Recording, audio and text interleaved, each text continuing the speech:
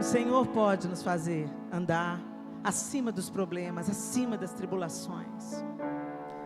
Jesus lá em João 15 diz assim: se vocês estiverem em mim e eu estiver em vocês, vocês darão muito fruto. O Senhor nunca prometeu que a nossa jornada não ia ser uma jornada de desafios. Muito pelo contrário, Jesus disse: no mundo tereis aflições, mas tende bom ânimo. Tende bom ânimo. Obrigada, amor. Eu venci o mundo.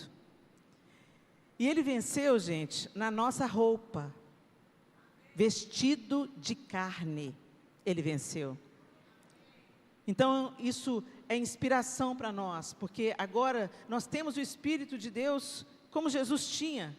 Ele nos outorgou o Espírito Santo. Então nós podemos viver sim, apesar de todas as circunstâncias ao nosso redor, apesar de todos os desafios que a gente atravessa, apesar das dores que a gente experimenta ao longo da jornada, nós podemos andar mais puros, mais santos, caminharmos mais alto, sermos mais livres e andarmos perto do Senhor. Amém? Bom, vamos lá para o período dessa noite. Quem estava aqui de manhã, no período da manhã? Glória a Deus, foi um tempo tão precioso, tão precioso. O João ministrou sobre nós e ele fez uma comparação com a nossa caminhada de casamento com uma caminhada para a gente ganhar energia, força e condicionamento físico. Então ele foi comparando algumas coisas da nossa trajetória, como a gente precisa de caminhar no mesmo nível, a gente precisa de caminhar num terreno seguro, a gente precisa de ter as roupas certas, e ele foi fazendo essa comparação com a prática do casamento. E a gente sabe, gente, que o casamento, da mesma forma que ele é criado em Deus, inspirado por Deus, com um propósito de abençoar gerações, o casamento, justamente por isso, é alvo de Satanás, né? Satanás está mirando na família, porque se ele corrompe a família, ele desintegra a sociedade. Quando você entra num presídio e você vai conhecer alguém que se rendeu à criminalidade, às drogas, gente, em 90% dos casos, aqueles que estão experimentando tempos difíceis, vêm de uma estrutura familiar quebrada, ou pelo divórcio, ou por herdando, né, os vícios dos pais, ou pela traição, enfim, pela negligência. A estrutura familiar quebrada, ela tem o poder de reverberar tanto quanto uma família abençoada pode multiplicar a bênção.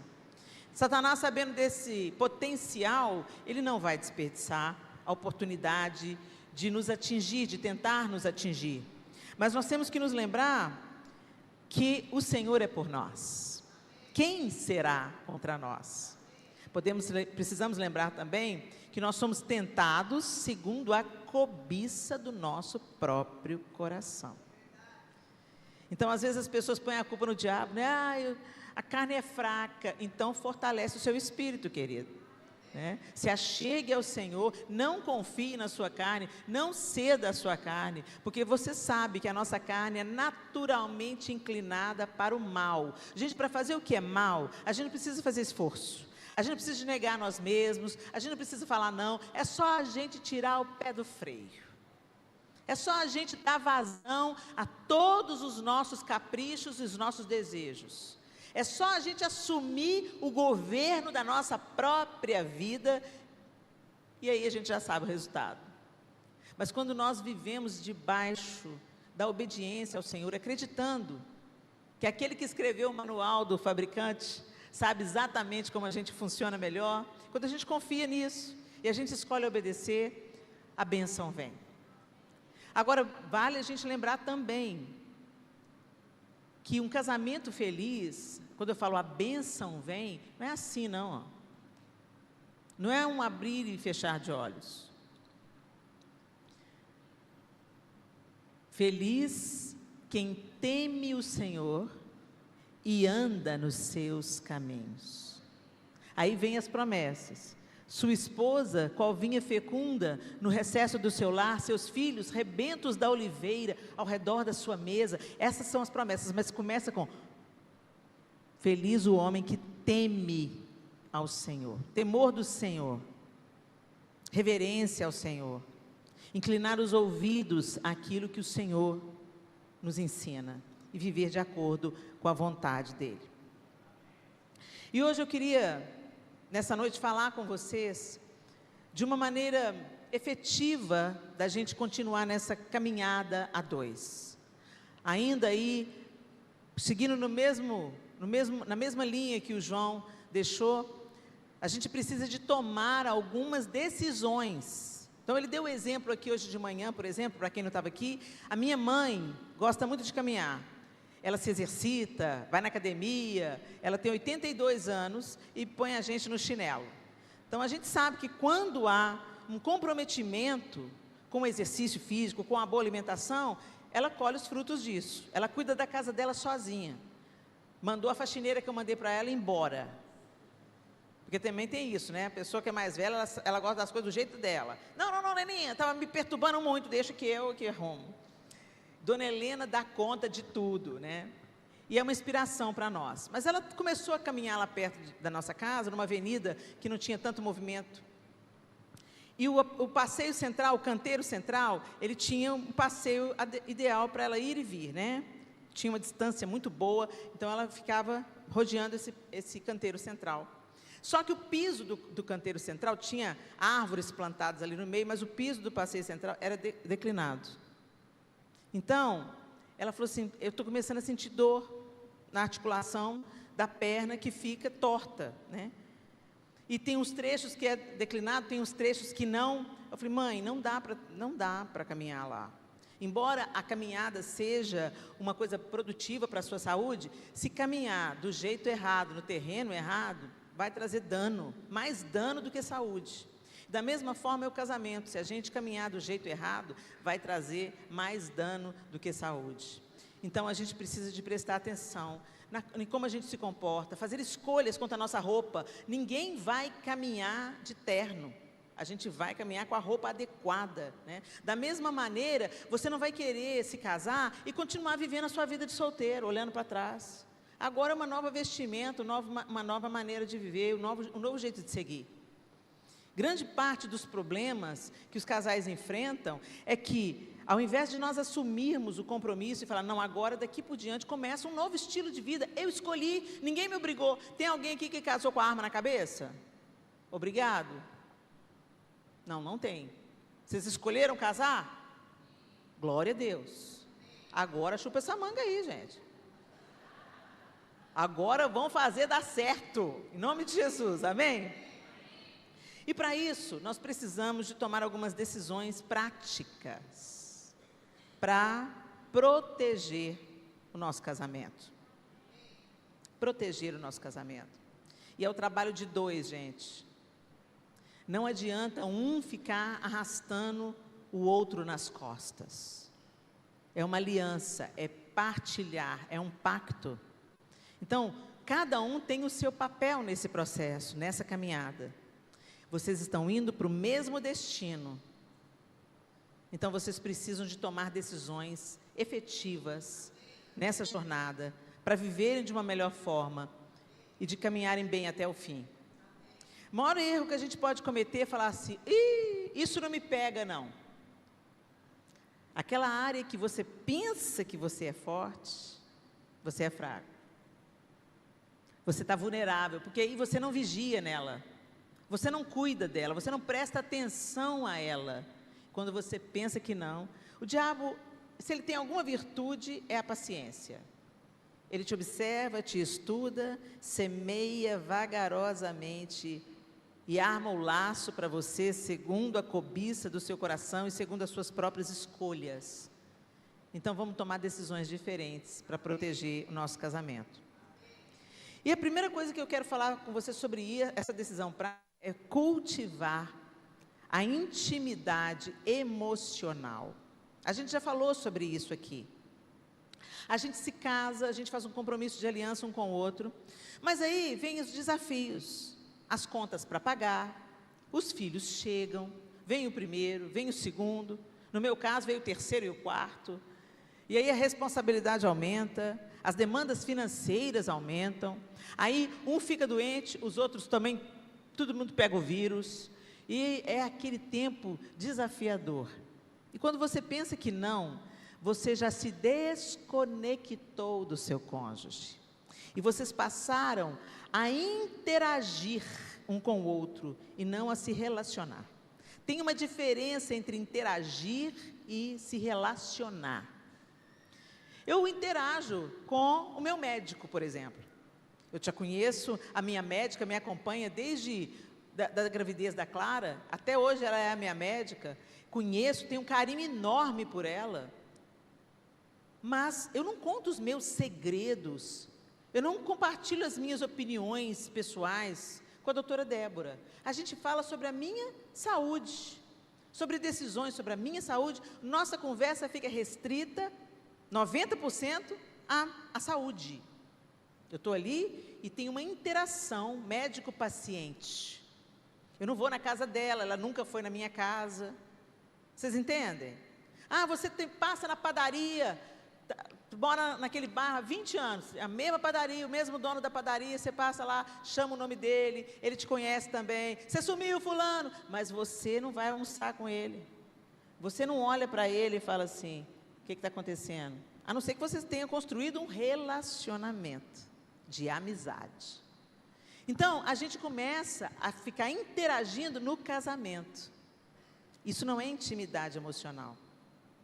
Essa interação é só de acordo com os papéis de cada um.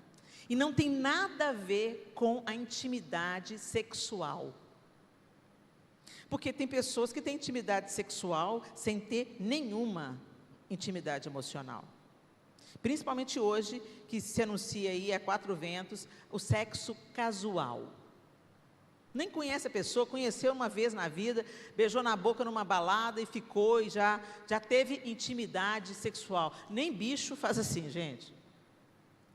E aí o que acontece? Isso vai deixando a nossa alma fragmentada. E quando a gente, no meio de uma sociedade que se comporta assim, que pensa assim, a gente não cuida do jardim da nossa intimidade emocional, isso pode afetar até a nossa vida sexual, porque você vai começar a interagir com o seu parceiro como alguém que te deve alguma coisa e tem que satisfazer os seus desejos, você tem que cuidar da casa, você tem que ganhar o dinheiro, e aí, quando vocês veem, vocês estão se relacionando apenas pelos papéis que vocês desempenham. E não é esse o propósito de Deus, gente. O Senhor quer intimidade com a sua noiva. E a gente deveria querer intimidade com o nosso cônjuge. E a intimidade emocional fala de uma aliança de almas, de perceber o que é importante para o outro, de perceber quando o outro está triste, de celebrar as vitórias do outro, de se interessar genuinamente por aquilo que está machucando o outro e por aquilo que está alegrando o outro. É cooperar, é caminhar junto. E isso, gente, precisa ser protegido, cultivado e cuidado todo dia. Você toma banho todo dia? Espero. A gente toma banho todo dia, sim ou não? A gente come todo dia, sim ou não? A não ser que você esteja proclamando um jejum aí, mas é uma coisa natural. E por que a gente toma banho e come, gente? É o autocuidado. Você está cuidando do seu corpo, da sua sobrevivência, não é isso? Da mesma maneira, nós precisamos de nutrir a intimidade emocional. A intimidade sexual, ela pode acontecer num encontro casual, um encontro com uma prostituta. Pode acontecer assim, de uma hora para outra. Mas a intimidade emocional, o que cria esse vínculo, essa amizade, esse respeito, essa consideração, essa coisa gostosa da gente trilhar o caminho juntos, um impulsionando o outro, um celebrando com o outro, um rindo com o outro. Isso é construído. E a gente, para isso, precisa tomar algumas atitudes práticas. E eu queria compartilhar essas atitudes práticas com vocês. Primeira coisa, tome cuidado com as confidências. A pessoa mais íntima deve ser o seu cônjuge. Olha aí para o seu cônjuge, olha para ele. Esse aí, ó, tem que ser o seu melhor amigo, a sua melhor amiga. Por quê? Porque é com ele que você se tornou uma só carne. É com ele que você partilha a cama, a mesa, os filhos, a vida, os problemas. Então, essa pessoa, você deve trabalhar para se tornar a sua melhor amiga, o seu melhor amigo, o seu confidente. A gente precisa de ter a possibilidade de abrir o coração com o nosso cônjuge e compartilhar com ele o que está passando no nosso coração. E o que acontece? Muita gente entra em confidências com alguém que não é o seu cônjuge, e é alguém do sexo oposto. Eu não estou falando aqui de um homem, por exemplo, que está atravessando um problema masculino, característico da masculinidade, e ele procura um pastor, um homem mais velho, mais experiente, um psicólogo, para procurar ajuda. Não estou falando disso não, gente. Eu estou falando de partilhar todas as histórias. O João falou que a gente não deve ter segredo um com o outro. A gente deve ter a liberdade, da mesma maneira que a gente tem a liberdade de se desnudar no corpo diante do cônjuge, a gente tem que ter a liberdade de desnudar a nossa alma diante do cônjuge. O que acontece? Às vezes, como foi citado aqui hoje de manhã também, o homem está sendo tentado. Ele está se sentindo atraído por uma outra mulher que não é a mulher dele. E aí, ele quer vencer aquilo. Então, como é que ele faz? Ele procura a esposa e fala assim: eu preciso me confidenciar com você. Eu estou sentindo algo que não é algo bom e eu preciso que você me ajude. Em oração, em súplica. E, gente, só de acender a luz, o diabo já foge. Ele trabalha no silêncio. Ele trabalha na escuridão. Mas por que muitos homens não confessam tentações e acabam tendo que confessar pecado? Porque às vezes vai confessar para a mulher e a mulher acaba com ele. Ele está confessando uma tentação: seu safado sem vergonha, bem que eu desconfiei. Não, gente. Se ele está confessando uma tentação, ele está tendo em você a melhor amiga, a confidente, aquela pessoa que pode ajudá-lo. Aquela pessoa que pode pensar: por quê? Está te faltando alguma coisa? Vamos conversar. O que está rolando? Por que você se sentiu atraído por ele, atraído por ela? Gente, o adultério nunca começa com a cama. O adultério começa com um lenga-lenga, com uma conversa fiada. Você começa a achar a outra pessoa interessante, daí a pouco, vamos almoçar junto. Daqui a pouco você está confidenciando, abrindo o seu coração, contando problemas para aquele homem que não é o seu marido, desabafando com ele, contando para a mulher coisas que são do seu coração e não são da sua esposa. E assim a gente não guarda o nosso coração, a gente se abre para uma intimidade, uma conexão emocional com alguém que não é o nosso cônjuge. E às vezes vocês estão me ouvindo falar assim: não é assim também não. A gente pode ser amigo de alguém do sexo oposto. Você pode ter consideração, respeito com pessoas do sexo oposto. Mas a amizade íntima com alguém do sexo oposto é seu irmão, seu pai, seu marido, seu filho. Não é com outro homem, que nada tem a ver com a sua família.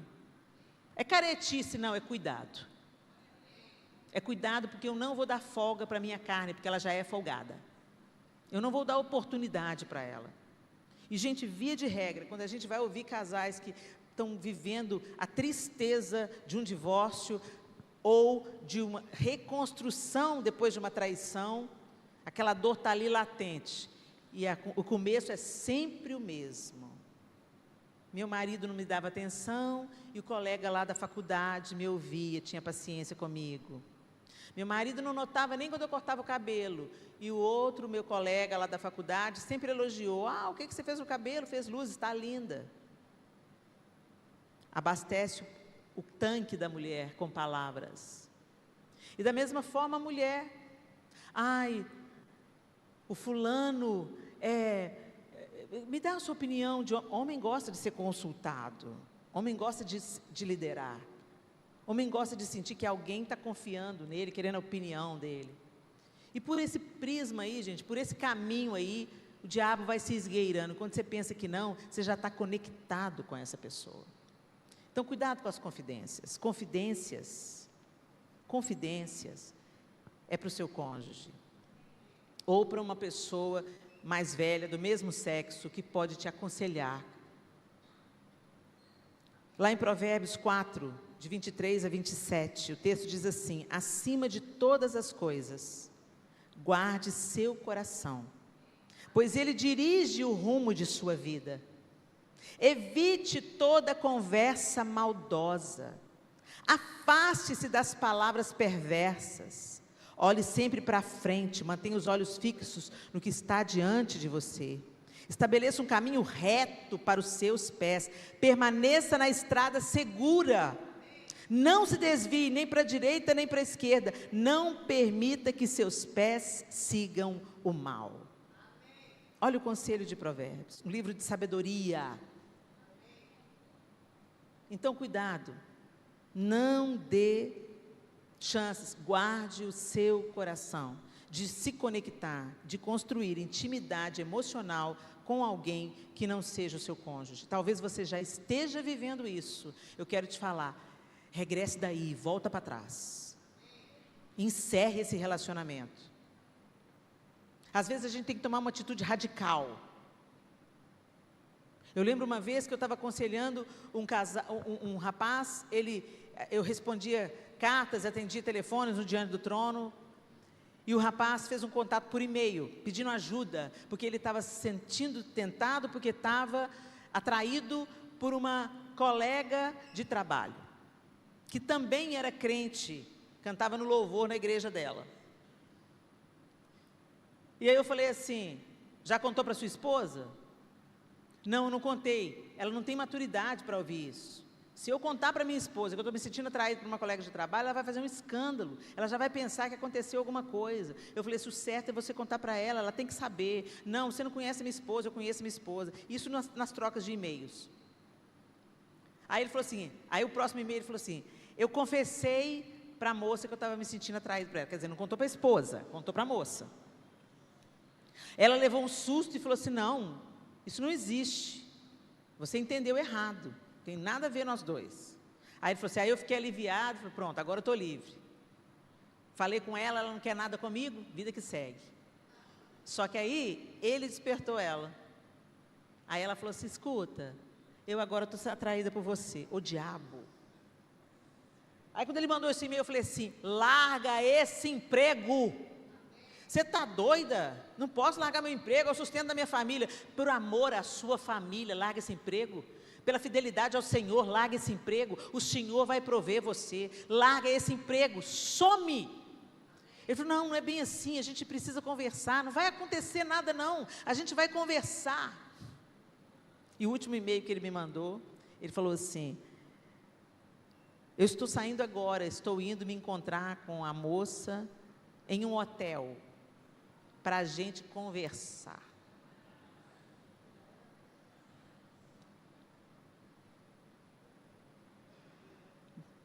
Nunca mais falei com ele. Você tem que tomar cuidado de guardar o seu coração. Evite momentos a sós com pessoas de outro sexo. É uma decisão. Não tenha momentos privados com alguém do sexo oposto. O colega de trabalho às vezes fala: vamos almoçar junto? O teatro aqui mostrou pra gente. Vão no barzinho. Não tem nada a ver. Ô, gente, se tem uma frase que deve estar lá no inferno piscando em neon, é: não tem nada a ver. Não tem nada a ver. Não tem nada a ver. Meu amigo, minha amiga. Ai, que careta. Sabe, casamento não é prisão, não. Vai, boba, vai. Alguém te chamou para almoçar? Ah, fulano, o João Lúcio, professor, né? E ele tinha amigos, professoras e professoras. Aí, vamos almoçar juntos, João? Uma menina da matemática. Eles vão. Ô, Rodrigo, vamos também? Vai chamando a turma. Não ia sozinho com ela. Não, Helena, a gente vai almoçar junto, mas todo mundo junto.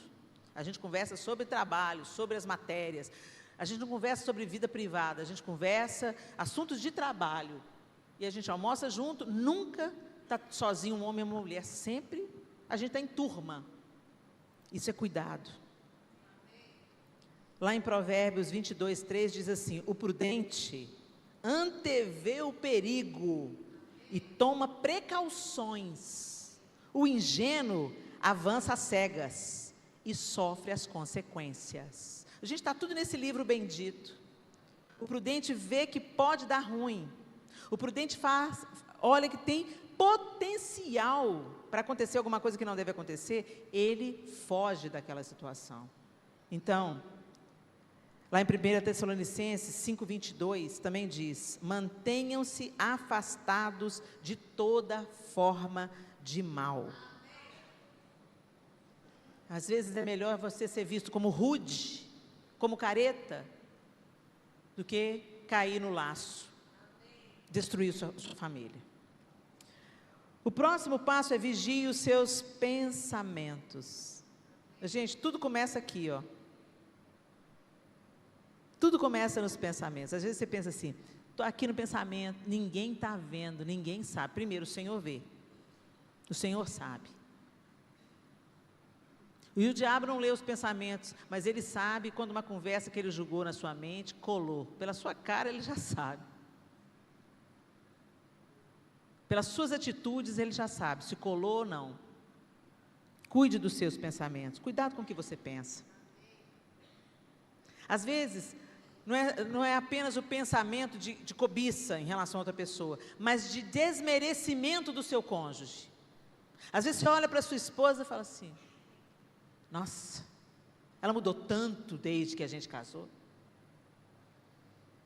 Cadê aquele anjinho? Virou uma bruaca. E você está lá nos seus pensamentos. A mesma forma acontece com a mulher. Antes ele se importava comigo. Antes ele perguntava onde eu queria comer. Onde ele ia me levar. Ele prestava atenção. Agora, não tem tempo para mim, só fica aí no celular. Ai, onde eu fui amarrar minha égua? Você começa a cultivar esses pensamentos de crítica, de não aceitação. Você potencializa os defeitos e minimiza as qualidades. Você se esquece de todas as qualidades que te cativaram. De todo o interesse despertado nessa pessoa pelos seus atributos, pela sua gentileza, pelo seu coração generoso, pela sua beleza. E beleza muda, gente. Beleza acaba. Essa carne, ela está se deteriorando. Nós estamos indo para o pó. E a gente pode tentar salvar o máximo possível, mas tudo que você faz é postergar o inevitável. Ela não é aquela mocinha que tem a cintura 78 e você também não, querido. Eu ampliei o patrimônio do João em 20 quilos. Agora já saqueei o patrimônio dele em 10. A gente é muito mais do que casca, gente. Mas às vezes os nossos pensamentos começam a sabotar o nosso relacionamento. Começa aqui, ó, ele não me entende, ela não me dá valor, ela não cuida direito da casa, ela não cuida direito de si. Ele é um cara apático, banana, não tem iniciativa. Gente, conversas têm que ser mantidas. Se você está insatisfeito com alguma coisa, fala: bem, vamos sentar aqui, vamos ter um papo reto aqui. Tem alguma coisa que você está fazendo que está me incomodando. Deixa ele saber, dá a chance para ele mudar. A mesma coisa a mulher. Tem alguma coisa que você não está gostando da sua esposa? Deixa ela saber, dá uma chance para ela mudar. Comunique a sua insatisfação gentilmente, carinhosamente. Dê uma dica para o seu cônjuge e pare de cultivar pensamentos destrutivos, de abatimento, de desânimo, de falar: já deu. Para de valorizar o negativo e minimizar o positivo. Tudo acontece aqui, ó. Não consuma conteúdos que vão fortalecer esses pensamentos. Às vezes você assiste um filme que só te desperta para mais pensamentos ruins. Frequenta sites, lê coisas. Eu me lembro de uma moça famosa dando um depoimento de que ela estava lendo 50 Tons de Cinza. E aí a repórter estava perguntando, o que você está achando do livro? Ela falou assim, uau, estou achando o livro demais, está despertando a minha sexualidade, casada, está despertando a minha sexualidade. Começou a me fazer entender que eu quero mais do que eu tenho, eu quero buscar mais do que eu já tenho. Menos de um ano, ela se divorciou do marido. Por quê? Porque ela estava consumindo pornografia. Não, Helena, 50 Tons de Cinza não é pornografia. É sim, gente. Tem um tipo de pornografia que é a pornografia leve. É a pornografia erotizadora. Então, ela fica ali só nas palavras, não tem imagens. Porque a mulher é bem criativa, ela não precisa de ver, ela já imagina. Eu vi depoimentos de homens falando, minha mulher está doida. Ela quer que eu bata nela. Ela quer que eu enfie ferro nela, por causa de quê? Do maldito dos 50 Tons de Cinza. Eu nunca li, mas fala de sadomasoquismo na relação entre duas pessoas. Vocês entendem? Cultive os seus pensamentos com aquilo que gera vida. O apóstolo Paulo, na sua carta aos Colossenses, no capítulo 3, ele fala assim, uma vez que vocês ressuscitaram para uma nova vida com Cristo, mantenham os olhos fixos nas realidades do alto, onde Cristo está sentado no lugar de honra, à direita de Deus. Pensem nas coisas do alto e não nas coisas da terra.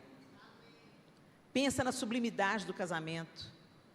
Pensa em como vocês se conheceram. Pensa o que pode melhorar daqui para frente. Pensa onde você está falhando, mas você pode se tornar uma mulher melhor, um homem melhor. Pense naquilo que Deus pode fazer através do seu casamento, na vida de outros casais que estão vindo 10, 20 anos atrás de você. Pense naquilo que você pode semear na vida dos seus filhos, através do seu relacionamento com o seu cônjuge. Pense nas coisas do alto. Valorize o seu cônjuge. Evite comparações. Ah, Senhor. Gente, é essa aí que você tem. É esse aí que é o seu. Não está satisfeita? Não, melhora ele, melhora ela. Investe. Para de olhar para a grama do vizinho. Ô, gente, esse mundo é um mundo muito injusto. Por quê? Hoje tem as revistas, as redes sociais. Aí vem aquelas mulheres modelo. Aí o cara olha para a mulher modelo e olha para a mulher dele e fala assim, quim, quim, quim, quim. Mas ele esquece que a mulher modelo é aquela que está toda produzida. É aquela que ganhou um banho de loja. É aquela que o Photoshop funcionou.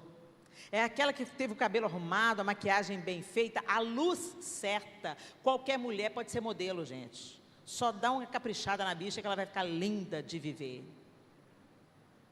Mas acontece que a gente estabelece comparação. Ou então a gente vai para perto. Ah, a mulher de fulano é mais legal.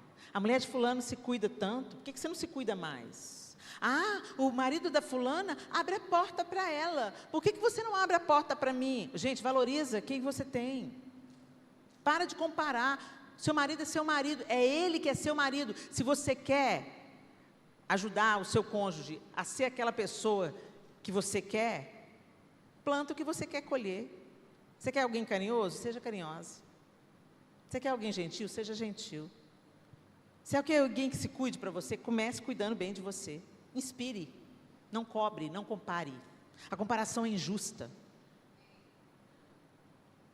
Ela é injusta porque ela se alimenta de ilusão. Ela imagina a vida do outro, imagina a beleza da outra. E quando a gente vai viver a vida dia a dia, você vê que não é nada disso. Todo mundo é igual. Só depende da maquiagem e da luz certa. Só depende da narrativa certa, da pose certa. E as redes sociais trouxeram isso para dentro dos nossos casamentos. Se a rede social está fazendo você desvalorizar o seu cônjuge, sai da rede social. Para de comparar a mulher que te cuida, cozinha, mãe dos seus filhos, com a modelona lá. Não se alimente de ilusão e se alegre com quem está com você. Lá em Provérbios 5,18, o texto é muito específico para os homens, mas pode ser também aproveitado para as mulheres, com as devidas proporções. Seja abençoada a sua fonte, alegre-se com a mulher da sua juventude. Olha para sua mulher e fala, é uma fonte abençoada. É isso aí. Olha para o seu marido e fala, é uma fonte abençoada. Desfrutem um do outro e não se comparem. Pareceu para o filho pródigo que era uma boa ideia ele sair pelo mundo gastando dinheiro e vivendo do jeito que ele queria, até que ele foi parar num lugar que os porcos comiam melhor do que ele. Jesus está falando aí de um relacionamento daqueles que eram religiosos e aqueles que estavam vindo para o caminho. Mas a gente pode aplicar muita coisa aqui. Quanta ilusão a gente tem. Quanta ilusão a gente tem a respeito da vida do outro, da vida da outra, a respeito de ser uma vida legal, né? Toma cuidado. O próximo passo é: identifique a sutileza de um casamento sem sabor e cultive o que deseja colher. O que acontece? Nessa falta de intimidade emocional, isso vai afetando todo o resto. Aí fica todo mundo debaixo do mesmo teto, interagindo segundo os seus papéis, mas é chato. Qualquer coisa é mais interessante. Qualquer conversa com amigos é mais interessante do que a conversa com seu cônjuge. Fica chato voltar para casa. Ah, vou para casa não. Chega lá, aquela mulher fica falando na minha cabeça sem parar. Enche a minha paciência, não dou conta não. Ou então a mulher fala, o cara chega em casa, limpa o pé aí que eu passei o dia inteiro fazendo faxina. Não pode nem entrar na casa dele. Deixou a toalha no chão. Ah, de novo! Quando você vê, vocês olham para o outro. Que coisa ruim, que coisa chata. Que casamento sem sabor, que implicância, que mimimi. Começam os desrespeitos. O desrespeito, gente, não começa assim, um batendo no outro, não. O desrespeito começa nessas sutilezas. Identifique, seu casamento está ficando chato. Pensa aí. Não é para responder, não. Você sente alegria em voltar para casa? Você ainda beija sua mulher de língua? Ou só no sexo que vocês fazem isso? Vocês gostam de andar de mão dada? Você tem prazer de recostar a cabeça no peito do seu marido? Ou tudo que vocês têm é implicância, chateação, é aquela sensação assim, casar é isso? Quantos casamentos sem sabor? Jesus transformou a água em vinho. E Ele pode fazer isso com a sua vida sexual. Ele pode fazer isso com a sua vida emocional. Você pode se reapaixonar. Gente, a paixão, aquele frio no estômago, aquela borboleta, aquele coração batendo forte, aquela sensação maravilhosa quando ele coloca, sabe, a pele encosta com a pele. Isso dura aí 2 anos, gente. Dura 2 anos. Aí a paixão abranda, e aí vem o amor. A firme decisão de tratar o outro como você gosta de ser tratado. Você se casou não porque estava apaixonado, você se casou porque você escolheu amar essa pessoa. Você tomou a decisão de amar essa pessoa. E se vocês entrarem, os dois, com esse pensamento, daqui a pouco, você se apaixona de novo. Por incrível que pareça, o coração dispara, a perna fica bamba. E você pensa, meu Deus, eu já sou casada com esse homem tanto tempo, mas uau, que homão. Uau, que mulherão. Como diz o Cláudio Duarte, que cavala de mulher. Renasce aquela paixão. Mas por quê? Porque ela vai sendo cultivada, cultivada, cultivada. A uma hora, brota, floresce e frutifica. Mas você precisa de identificar as ervas daninhas que vão corroendo o vinhedo, que vão estragando, que vão tirando a vida do relacionamento. Identifique essa sutileza. Se você hoje pensou, uau, é mesmo, meu casamento fossilizou, parou no tempo, ficou lá, hoje é ruim, hoje é chato, insípido. Ah, mas é isso aí, né? Vida que segue. Não, não é isso aí, vida que segue, não. O Senhor tem vinho novo para o nosso casamento. Ele não quer que você fique casado por convenção. Ele quer que você desfrute da alegria no casamento. Então não consinta isso. O Senhor examina os nossos caminhos. E você deve escolher o caminho certo. Deve escolher fazer as coisas certas. Cultivar as coisas certas. Põe o seu coração no seu lar. Muita gente quer casar, mas poucos querem ser maridos, poucas querem ser esposa. Muita gente quer ter filho, mas poucos querem ser mãe, querem ser pai. É completamente diferente. Casar e ter filho virou uma convenção social. Você casa porque senão toda festa de Natal aquela sua tia vai ficar pensando, e o namorado não vem não? E aí você pensa, eu tenho que casar, né? Tem que casar porque senão minha vida acabou. Aí o filho, quando que vem? Vocês já estão com 5 anos de casado, anda logo. E tem sempre alguém cobrando de você e aí você entra nas coisas por uma convenção social. E aí você não coloca na construção de uma família o seu coração.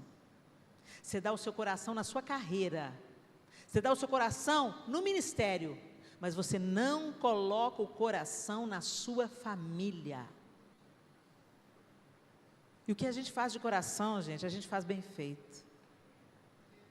O que a gente faz com intencionalidade tem resultados positivos. Seja intencional em colocar o coração na sua casa. Normalmente, ao contrário, a gente deixa a família com o resto. Na empresa, o patrão fala, eu preciso que você fique 2 horas, fazer 1 hora extra aí, eu te pago. Aí a mulher fala, perfeito, sou uma mulher produtiva, empoderada, vou dar conta. Aí ela vai, arrasa no trabalho, resolve os problemas, faz hora extra, uma maravilha. Aí quando chega em casa, ela está exausta, ela está impaciente, ela ficou presa no trânsito um tempão. O marido já estava preocupado, porque ela não deu satisfação para ele, fala, meu bem, por que você está chegando essa hora, o que está acontecendo? Não me enche a paciência não. Para o patrão ela sorriu e falou assim, claro que eu fico. Para o marido que ela escolheu casar, ela fala, não me enche a paciência não. O pastor na igreja fala assim, ô irmã, você podia vir fazer uns arranjos de balão para a gente? Claro pastor, vai ser um prazer. Aí vem, toda serelepe, fica aqui até 2 horas da manhã. Aí o marido chega do trabalho cansado, bem, saudade daquele pãozinho com queijo que você faz um para mim. Ah, tenha dó, trabalhei tanto quanto você, folgado, faz você sabe fazer? Por que que a gente é gentil para os de fora e dá o resto para os de dentro, gente? Por quê? A família da gente fica com o resto do nosso tempo, o resto da nossa beleza, o resto da nossa gentileza, o resto da nossa atenção, o resto. Mas quem vai segurar a alça do seu caixão e vai sentir a sua falta para sempre, vai ser a sua família. Quando você morre, as pessoas que você influenciou vai chorar 1 semana. Mas a sua família vai sentir a sua ausência, todo aniversário, todo Natal, toda vez que a família se reunir, o buraco vai estar lá e você vai fazer falta. Depois de 30 anos que você morreu, esse dia eu estava pensando na minha avó paterna, eu tive uma relação muito próxima dela. Eu lembrei do rosto dela rindo. Ela era muito teatral, ela fazendo as graças dela, e eu lembrei da vovó. Está aqui, ó. Está aqui. A família é tão importante. E a gente deixa para a família o resto. A louça lascada, o copo de requeijão, a toalha suja de massa de tomate. Para visita, a melhor taça. Para os de casa, o resto. E eu não estou falando que você... Helena, mas eu só tenho um copo de requeijão. Está tudo bem você ter um copo de requeijão. Que seja o copo de requeijão mais fofinho, mais bem arrumado, mais limpinho. E que as suas visitas também desfrutem no copo de requeijão. Mas não dê o melhor para os de fora e o pior para os de dentro. Dê o melhor para os dois. E priorize a sua família. Porque ela, Deus te entregou na mão. E ela, você escolheu. Você fez uma aliança diante de Deus com essa pessoa que está do seu lado. Honre essa aliança. Para o mercado de trabalho, a gente tem um tempo de validade. Para os nossos filhos, nós vamos ser os únicos pai e mãe que eles vão ter. Para o nosso cônjuge, está ligado para sempre, ainda que exista o divórcio, a marca é feita, a conexão foi feita, está na sua história. Então ponha o seu coração no seu lar. Em Provérbios 5, 15, 17, diz: beba a água da sua própria cisterna, compartilhe seu amor somente com sua esposa. Por que derramar pelas ruas a água de suas fontes ao ter sexo com qualquer mulher? Reserve essa água apenas para vocês, não a reparta com estranhos. Aqui está falando pontualmente da sexualidade, mas eu quero dizer para você, tudo. Reserve o melhor. O seu coração coloca na sua família, no Senhor acima de tudo. E depois na sua família. Invista em seu cônjuge. Você gosta de vê-la bonita? Você gosta de ver ele confiante? Empreendendo, tomando decisão? Encoraje isso. Às vezes o cara tem iniciativa, é um cara arrojado, que pode ir muito longe, mas ele casa com uma mulher autoritária, que vai tirando dele o papel dele, gradativamente. Deixa que eu faço, não preciso de você não. Não, você não fala assim com os nossos filhos não, eu resolvo sobre os nossos filhos. Quando você pensa, ela apagou esse cara. Ela apagou ele. Uma mulher, ela pode erguer um homem. Ela pode encorajar esse homem. Ela pode deixar marcas na vida dele, não manchas, marcas. Essa mulher que você cuida dela, você está cuidando mesmo? Como a sua própria carne? Porque a gente protege a nossa própria carne. Mesmo se você tem um problema de autoestima, se você for jogado num lago e não sabe nadar, você vai fazer de tudo para sobreviver. Por quê? Porque você protege a sua própria carne, a sua própria vida. E o Senhor quer que você defenda o outro nesse mesmo padrão. Para a esposa, Provérbios 31, 23. O marido da mulher virtuosa é conhecido quando se levanta em público. Lá em Provérbios 31, 23 fala: seu marido é respeitado na porta da cidade, onde se senta com as demais autoridades. Provérbios 12, 4. A mulher virtuosa coroa de honra seu marido, mas a que age vergonhosamente é como câncer em seus ossos. Olha o poder da mulher. Quando Deus olhou para o homem e falou: não é bom que ele esteja só, ele estava falando sério. Por isso que às vezes tem homem que fica viúvo e casa com 6 meses. Não é porque ele é safado não, é porque a vida dele desorganiza quando ele fica sozinho. Ele precisa de um prumo. Ele não perde só a amante dele, ele perde a mulher que organiza a vida dele, a mulher que coopera com ele, a mulher que cria os filhos com ele. É uma falta muito grande. O homem precisa da mulher. A mulher também precisa do homem. Mas Deus constata essa falta e fala: não é bom que ele fique só. E aqui está falando que a mulher que age vergonhosamente é como câncer nos ossos do marido. Olha isso, gente. Forte essa comparação. Então eu quero te dizer, minha linda. Helena, pelo amor de Deus, isso é um peso muito grande. A mulher sábia edifica a sua casa, a tola destrói. E o homem? O que o homem faz? A gente também, a gente faz tudo. Gente, você tem toda a capacidade, o equipamento que você precisa para ser uma mulher que edifica, que constrói, que levanta, que encoraja. Deus deu para você. Você tem essa capacidade. Uma mulher pode valorizar um homem, respeitar um homem, promover esse homem de uma maneira que um homem sozinho não iria tão longe. Mas ela precisa ser uma mulher sábia. Para o marido, em Provérbios 18, 22, o homem que encontra uma esposa, encontra um bem precioso e recebe o favor do Senhor. Olha isso. Olha para o favor do Senhor aí, homem. Ela é o favor do Senhor na sua vida. Se ela não está sendo o favor do Senhor na sua vida, ore por ela. Põe a mão na cabeça dela e fala: Senhor, ela é o favor do Senhor na minha vida. Dá um jeito.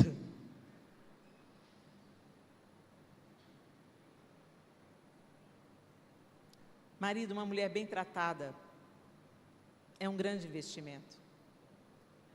O retorno emocional é garantido. Se você é gentil, se você se inclina às necessidades dela, se você presta atenção naquilo que é importante para ela, se você sabe ouvir genuinamente e não só ligar no automático, essas pequenas coisas fazem muita diferença.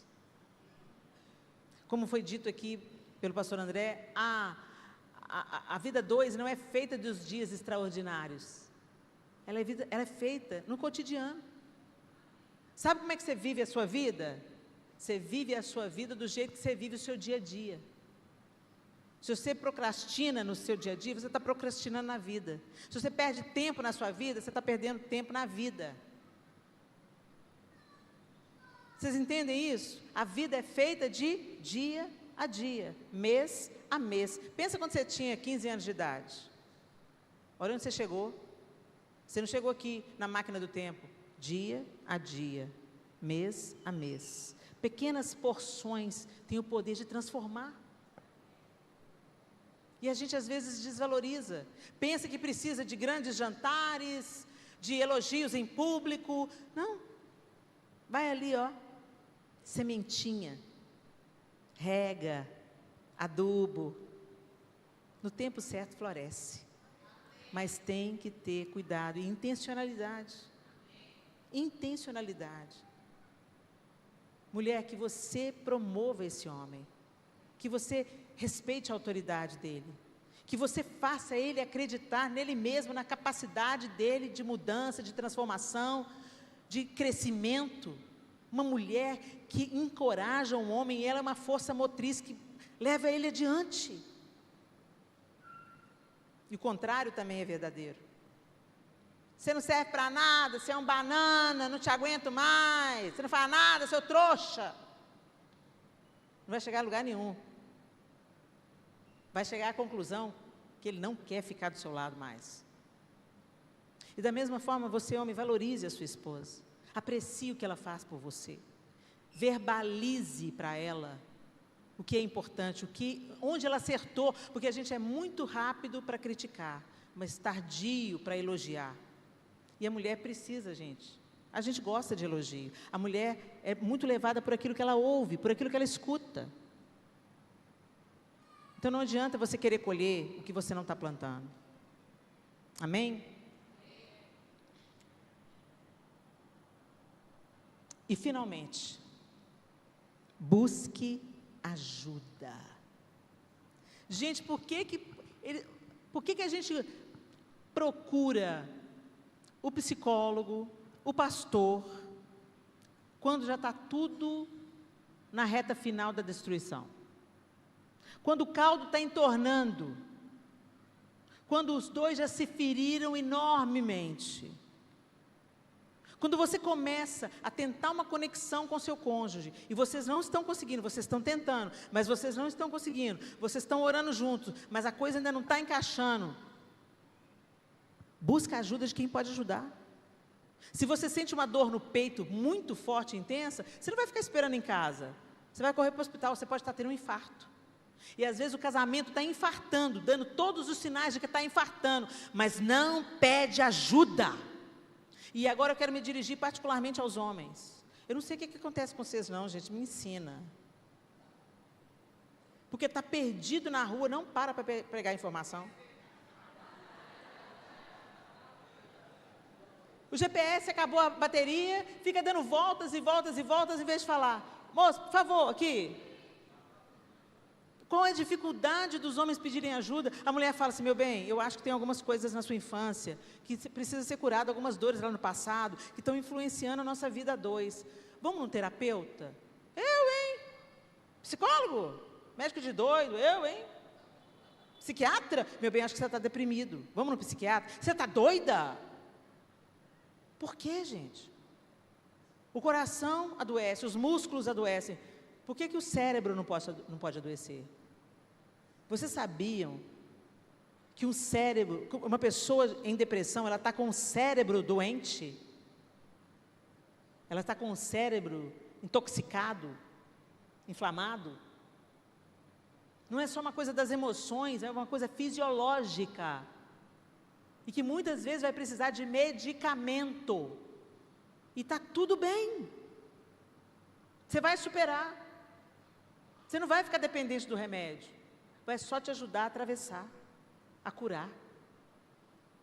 E da mesma forma acontece nos nossos relacionamentos. Só quando está agonizando, nos últimos momentos você vem, pede alguém, ressuscita aí, ó. Pega o desfibrilador e faz ressuscitar o meu amor pela minha esposa, o meu respeito pelo meu marido. Não vai dar. Então, gente, quando a gente sente que o relacionamento da gente está piscando a luz, falando, tá errado, tá ruim, busca ajuda. Se você não quer buscar ajuda a dois, um homem procure um homem, uma mulher procure uma mulher, busquem ajuda. Resolvam fazer uma terapia de casal, busquem ajuda. A palavra de Deus diz assim lá em Provérbios 15, 22 e 23. Planos fracassam onde não há conselho, mas tem êxito quando há muitos conselheiros. Todos se alegram quando dão a resposta apropriada, como é bom dizer a coisa certa na hora certa. Então, quando você busca ajuda, você não está apenas buscando a bênção para você, mas você está dando oportunidade para o seu irmão te abençoar com aquilo que ele já viveu, com aquilo que ele já passou, com aquilo que ele já vivenciou, que pode ser refrigério para a sua vida. É tão gostoso quando às vezes chega um casal para mim, para o João, quebrado, mas que buscou ajuda a tempo. E a gente pode compartilhar as nossas próprias experiências, como a gente venceu algumas dificuldades, e a gente vê eles vencendo também. Enche o nosso coração de alegria. É uma alegria coletiva. A alegria daquele casal, daquela família que está sendo reconstruída, e a nossa alegria, para olhar para as nossas dificuldades e pensar, elas não foram em vão. Elas estão servindo para abençoar esse casal. Busca conselho. Busca conselho em gente que tem bom testemunho. Não é na sua colega que está no terceiro casamento, querida, que ela vai virar para você e vai falar assim, pelo amor de Deus, você ainda está aguentando esse homem, a fila anda, minha filha. Vai buscar conselho no lugar certo. Vai buscar conselho em quem tem uma vida de acordo com a palavra de Deus. Vai buscar conselho em quem tem bom testemunho, tem vida, tem vivência. Vai buscar conselho em quem permaneceu firme num dia difícil, em quem sustentou o cônjuge quando o cônjuge não tinha nada para oferecer. Recentemente eu conheci uma moça, recém-casada. Eles tinham poucos meses de casado, quando ele teve um acidente e ficou paralisado do pescoço para baixo. E ela está lá, mais de 5 anos, cuidando dele com todo amor.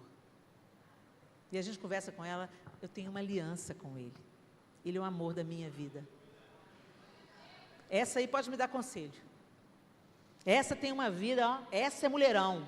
Não é pelas curvas dela, é pela qualidade do coração, pela firmeza das decisões, pela coragem e a decisão firme de cumprir os seus votos e de não apenas desfrutar do marido naquilo que ele pode oferecer. Ela escolheu amar, cuidar, e não é fácil. Ela precisa de ajuda. Não estou dizendo que é uma caminhada fácil, mas ela decidiu. Essas pessoas devem ser nossos conselheiros. Então, cuidado onde você pede conselhos, mas peça conselho. Eu queria que vocês ficassem de pé no seu lugar.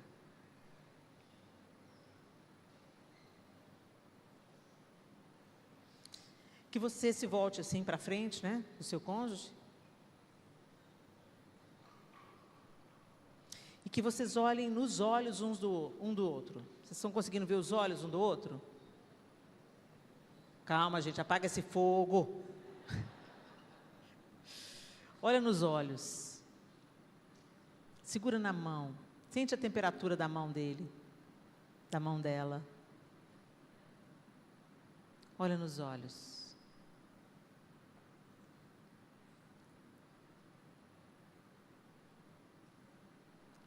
Quem tem intimidade emocional não sente desconforto em olhar nos olhos. Quem tem intimidade emocional não precisa falar nada. Passa horas em silêncio, um do lado do outro, dizendo tudo, se aconchegando ao outro, confiando no outro, se abastecendo no outro, às vezes no silêncio. Mas para a gente chegar aqui, ó, você tem que tomar decisões, como essas que eu citei. Tem muitas outras que você sabe que precisa tomar. Essas que eu nomeei aqui são algumas. Mas você sabe o que tem potencial para estragar o seu casamento. Já até começou a estragar.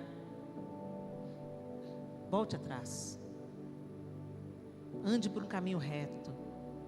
Seja intencional em proteger e cultivar o seu relacionamento. Agora, olhando nos olhos dele e dela, se tem uma razão para você pedir perdão, essa é a hora. Às vezes, no carro vindo para cá, vocês discutiram. O outro não gostou do que um falou, palavras duras foram ditas, ou simplesmente a indiferença. Agora é hora de olhar nos olhos e falar: meu bem, me perdoe, eu tenho sido indiferente. Me perdoe, meu bem, eu tenho sido mandona. Me perdoe, meu bem, eu não tenho te coroado de honra. Me perdoa, meu bem, porque eu tenho sido marido negligente, omisso e egoísta. É hora de haver perdão, gente. Estar casado é se perdoar todos os dias. Não guarde ressentimentos do seu cônjuge. Agora, as mulheres vão orar por seus maridos. Coloca a mão no peito dele, no coração dele. E você vai abençoar o seu marido. Pode começar.